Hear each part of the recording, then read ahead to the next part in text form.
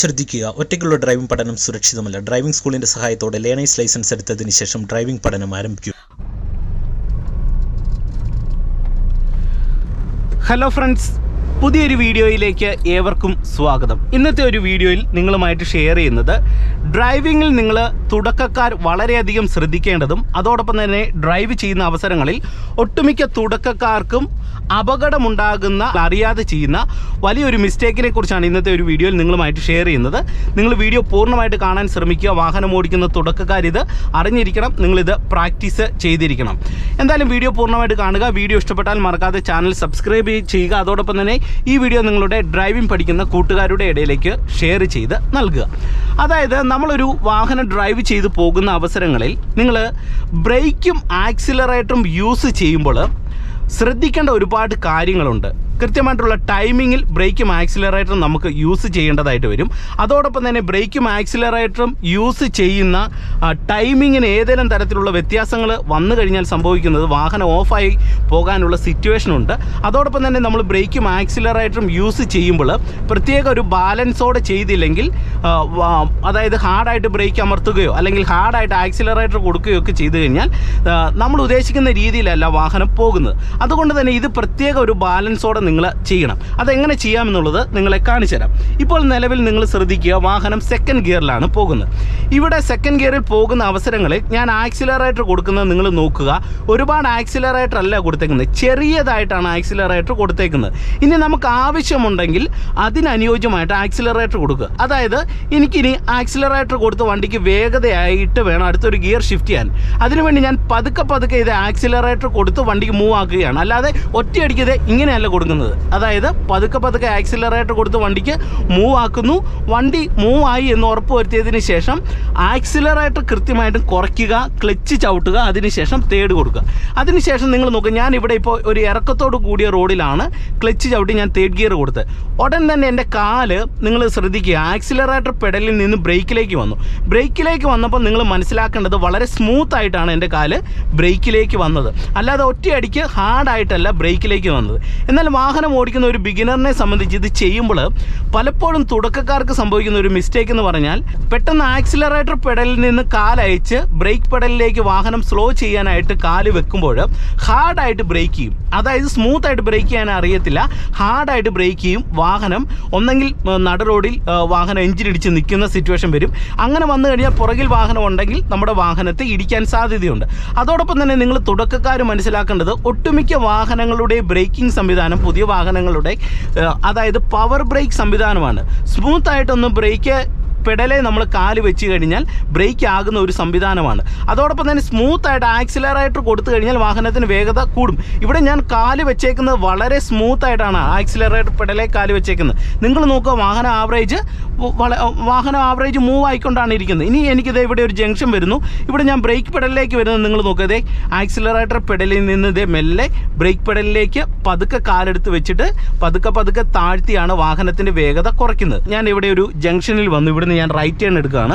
First gear കൊടുക്കുന്നു. നിങ്ങൾ നോക്കുക, ബ്രേക്ക് പെഡലിൽ നിന്ന് പതുക്കെ കാലയച്ചിട്ട് ആക്സിലറേറ്റർ പെഡലെ വെക്കുന്നു. അതിനുശേഷം ഇതേ വീണ്ടും ബ്രേക്ക് പെഡലെ വെക്കുന്നു. വീണ്ടും ആക്സിലറേറ്റർ പെഡലെ ചെറുതായിട്ട് വെച്ച് ഇതേ പതുക്കെയാണ് ആക്സിലേഷൻ കൊടുക്കുന്നത്. നിങ്ങൾ നോക്കിക്കേ, ഇതേ പതുക്കെ ആക്സിലേഷൻ കൊടുത്ത് വണ്ടിക്ക് മൂവ് ആക്കുന്നു. അതിനുശേഷം ആക്സിലറേറ്റർ കുറയ്ക്കുന്നു, ക്ലച്ച് ഓട്ടുന്നു, സെക്കൻഡ് കൊടുക്കുന്നു, ക്ലച്ചിൽ നിന്ന് കാലയച്ചിട്ട് ഇതേ പതുക്കെ ആക്സിലറേറ്റർ കൊടുക്കുന്നു. ഇനി നിങ്ങൾ മനസ്സിലാക്കേണ്ടത്, നമ്മൾ ഒരു റോഡിൽ വാഹനം ഓടിക്കുമ്പോൾ ബ്രേക്കും ആക്സിലറേറ്ററും യൂസ് ചെയ്യുമ്പോൾ ഒരു താളത്തിൽ യൂസ് ചെയ്യുക. താളത്തിൽ യൂസ് ചെയ്യുക എന്നതുകൊണ്ട് ഉദ്ദേശിക്കുന്നത്, നിങ്ങളിപ്പോൾ മനസ്സിലാക്കുക, മുന്നിൽ ഇവിടെ ഒരു ഓട്ടോ പോകുന്നുണ്ട്. ആ ഓട്ടോയുടെ വേഗത്തിന് അനുയോജ്യമായിട്ടാണ് ഞാനിവിടെ നമ്മുടെ വാഹനം ഓടിക്കുന്നത്. നമ്മുടെ വാഹനത്തിന് വേഗത തീർത്തും കുറഞ്ഞാലുള്ള ഒരു പ്രോബ്ലം എന്ന് പറഞ്ഞാൽ പുറകിൽ മറ്റു വാഹനങ്ങൾ വന്നൊന്നെങ്കിൽ ഹോൺ ചെയ്യാനുള്ള സാധ്യതകൾ കൂടുതലാണ്. അപ്പോൾ മുന്നിൽ പോകുന്ന ഒരു വാഹനം അല്ലെങ്കിൽ ആ റോഡ് മനസ്സിലാക്കി അതിനനുയോജ്യമായിട്ട് നിങ്ങൾ ആക്സിലറേറ്റർ പെഡലും ബ്രേക്കും യൂസ് ചെയ്ത് താളത്തിൽ ഓടിക്കാനായിട്ട് നിങ്ങൾ കൃത്യമായിട്ടും പഠിച്ചിരിക്കണം. ഇത് നമുക്ക് മനസ്സിലാക്കി എടുക്കണമെന്നുണ്ടെങ്കിൽ കുറേയധികം സമയമെടുക്കും. നമ്മൾ എല്ലാ ദിവസവും വാഹനം ഓടിച്ച് പ്രാക്ടീസ് ചെയ്യുന്നതിലൂടെ കിട്ടുന്ന ഒരു കാര്യമാണ്. ഇനി നിങ്ങൾ അതുപോലെ തന്നെ ബ്രേക്കും ആക്സിലറേറ്റർ പെഡലും യൂസ് ചെയ്യുമ്പോൾ ശ്രദ്ധിക്കേണ്ട മറ്റൊരു കാര്യം, ഇത് ടൈമിങ്ങിൽ ചെയ്യാനായിട്ട് ശ്രമിക്കുക. പല ആൾക്കാർക്ക് ഇത് ടൈമിങ്ങിൽ ചെയ്യാനായിട്ട് അറിയത്തില്ല. ടൈമിങ്ങിൽ ചെയ്യുക എന്നതുകൊണ്ട് അതുകൊണ്ട് ഉദ്ദേശിക്കുന്നത് ഞാൻ നിങ്ങൾക്ക് പറഞ്ഞുതരാം. ഞാനിപ്പോൾ ഇത് തേർഡ് ഗിയറിൽ വാഹനമായിട്ട് പോവുകയാണ്. ഇത് ആക്സിലറേറ്റർ പെഡൽ കൊടുത്ത് വാഹനത്തിന് മൂവായി. റോഡ് സ്ട്രെയിറ്റ് ആണെന്ന് എനിക്ക് മനസ്സിലാക്കി. വണ്ടിക്ക് ഞാനത് പതുക്കെ ആക്സിലേഷൻ കൊടുത്ത് മൂവ് ആക്കുന്നു. ആക്സിലേഷൻ കുറയ്ക്കുന്നു, ക്ലച്ച് ഔട്ടുന്നു, ഫോർത്ത് കൊടുക്കുന്നു. ക്ലച്ചിൽ നിന്ന് കാലയച്ച ഉടൻ തന്നെ ഞാൻ എന്ത് ചെയ്തു, ഗ്രാജുവലി പതുക്കെ ആക്സിലേഷൻ മുന്നോട്ട് കൊടുക്കുകയാണ് ചെയ്തത്. അപ്പോൾ അത് കൃത്യമായിട്ടുള്ള ടൈമിങ്ങിൽ ക്ലച്ചിൽ നിന്ന് കാലയച്ച ഉടൻ തന്നെ നമ്മൾ പതുക്കെ ആക്സിലേഷൻ കൊടുക്കണം. ഇവിടെ നമ്മൾ ആക്സിലേഷൻ കൊടുക്കാനായിട്ട് ലെയ്റ്റ് ആയാൽ എന്താണ് സംഭവിക്കുന്നത്, നമ്മൾ ഇടുന്ന ആ ഒരു ഗിയറിൽ വാഹനം അടുത്തൊരു ഗിയർ ഷിഫ്റ്റ് ചെയ്ത് ആ ഒരു ഗിയറിൽ വാഹനം പോകണമെന്ന് നിർബന്ധമില്ല. വാഹനത്തിൻ്റെ ഉള്ളിലൊരു ജെർക്ക് ഫീൽ ചെയ്യും. കാരണം പെട്ടെന്നല്ല നമ്മൾ ആക്സിലേഷൻ കൊടുക്കുന്നത്. അത് നമ്മൾ ഗിയർ അപ്പ് ഷിഫ്റ്റ് ചെയ്യുമ്പോൾ ഡൗൺ ഷിഫ്റ്റ് ചെയ്യുമ്പോൾ നിങ്ങൾ ശ്രദ്ധിക്കണം. ഇപ്പം നിങ്ങൾ നോക്കുക, ചെറിയൊരു ഇറക്കത്താണ് എൻ്റെ വാഹനം വരുന്നത്.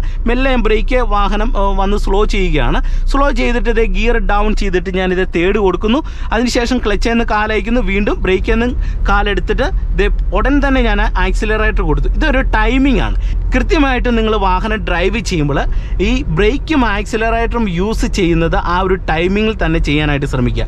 ചെയ്തെങ്കിൽ മാത്രമേ നമുക്ക് വാഹനത്തിനുള്ളിൽ വൈബ്രേഷൻ ഇല്ലാതെ അതോടൊപ്പം തന്നെ ഒരു വാഹനത്തെ വളരെ സ്മൂത്തായിട്ട് ബ്രേക്കും ആക്സിലറേറ്ററും കൺട്രോൾ ചെയ്യാനായിട്ട് കഴിയത്തുള്ളൂ എന്ന് നിങ്ങൾ കൃത്യമായിട്ടും മനസ്സിലാക്കുക. ഇനി അതുപോലെ തന്നെ നിങ്ങൾക്ക് ഏറ്റവും ബാലൻസോടെ ബ്രേക്കും ആക്സിലറേറ്ററും യൂസ് ചെയ്യുമ്പോൾ നിങ്ങൾ ശ്രദ്ധിക്കേണ്ടത് നിങ്ങളുടെ കാല് വെക്കുന്ന ഒരു മെത്തേഡാണ്. ഞാൻ പല വീഡിയോകളിൽ അത് പറഞ്ഞിട്ടുണ്ട്.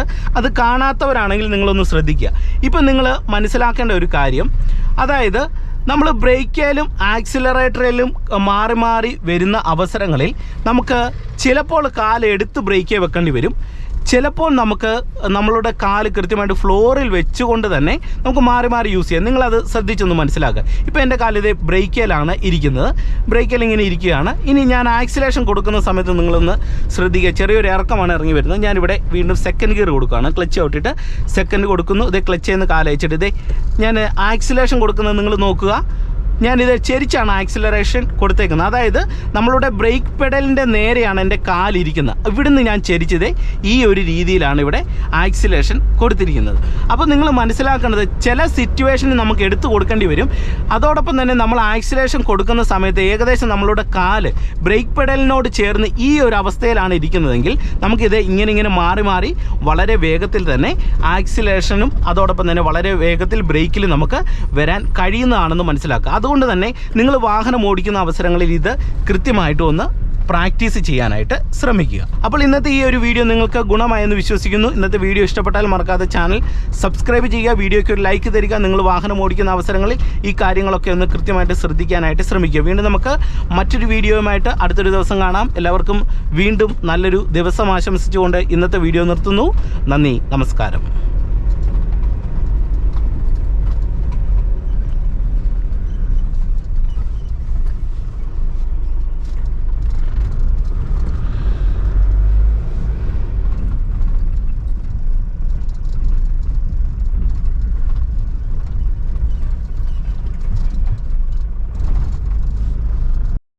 ശ്രദ്ധിക്കുക, ഒറ്റയ്ക്കുള്ള ഡ്രൈവിംഗ് പഠനം സുരക്ഷിതമല്ല. ഡ്രൈവിംഗ് സ്കൂളിന്റെ സഹായത്തോടെ ലേണേഴ്സ് ലൈസൻസ് എടുത്തതിന് ശേഷം ഡ്രൈവിംഗ് പഠനം ആരംഭിക്കുക.